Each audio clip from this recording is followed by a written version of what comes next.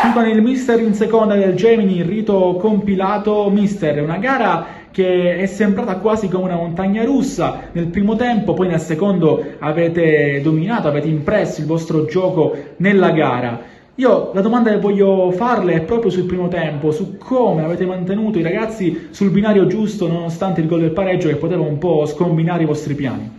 No, è stata una partita preparata bene, abbiamo cercato di non abbassare assolutamente la guardia. È ovvio che il pareggio del Serra di Falco ha un attimino equilibrato la partita, però poi noi abbiamo girato bene la palla, abbiamo cercato, comunque abbiamo creato tante occasioni di gioco e la partita si è messa nel binario giusto e poi nel secondo tempo l'avevamo portata sul 5-1, peccato poi quel calo di attenzione che ci sta poi in questo momento, perché abbiamo giocato ogni 3 giorni, venivamo da una grandissima vittoria fuori casa, una battaglia contro il Salerno in campionato, un attimino i ragazzi nonostante il turnover c'è stato un attimino l'abbassamento dell'attenzione, però è un gran risultato che ci dà la giusta convinzione per affrontare il ritorno. Da sottolineare che abbiamo fatto anche un buon turnover, abbiamo chiuso con 4 under, tra cui 2 2008, quindi a segnalare proprio la crescita anche dei ragazzi più giovani.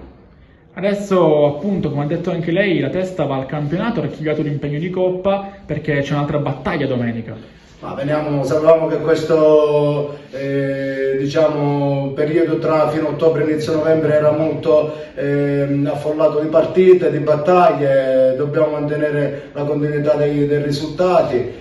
Domenica arriva il Camporale, abbiamo oggi ottenuto una grande partita perché ci teniamo molto alla Coppa e anche reduci dalla grandissima esperienza di Coppa della scorsa stagione. Un 5-2 che ci dà fiducia, la qualificazione ancora non è chiusa, però ci dà la giusta convinzione, la giusta consapevolezza per affrontare benissimo la gara di ritorno. Terza ora domenica il campionato. Qui con Lautaro Sekter, dopo la grande vittoria dei suoi ragazzi del Gemini contro il Serra di Falco, Lautaro, hai fatto anche il gol del momentaneo 5-1 che poi si è trasformato solamente nel finale nel 5-2, una gara che ti dà fiducia a te e a tutto il gruppo. Certo, buonasera a tutti. Penso che abbiamo fatto una bella partita, intensa. Noi sappiamo che tutta la squadra che viene qua a noi non faccia la guerra, come si dice. Quindi questa vittoria motiva e per continuare a pensare nell'obiettivo che si bisogna.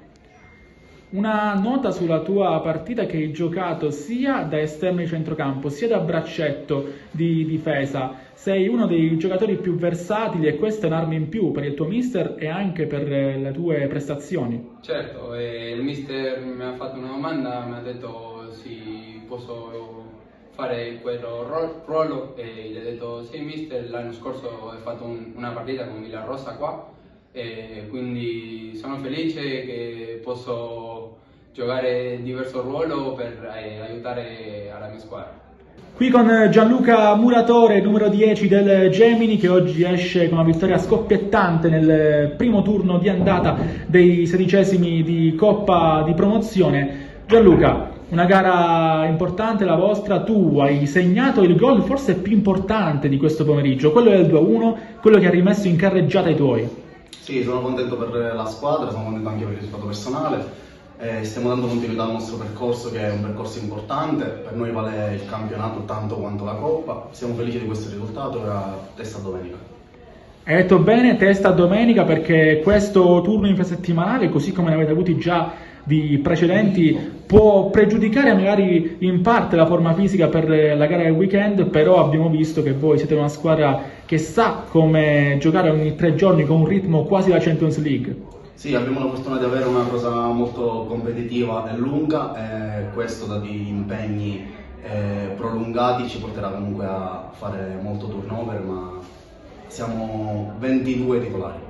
Ultima domanda sul gol. Quando hai colpito il pallone, speravi che prendesse proprio quella parabola lì per incastonarsi in porta perfettamente? Sono situazioni di gioco, uno va sulla palla al meglio, spera di fare gol sempre, e poi ho avuto anche un pizzico di fortuna di spizzicarla, andare in croce ai pali la palla, ma comunque l'importante è crederci e fare sempre il meglio.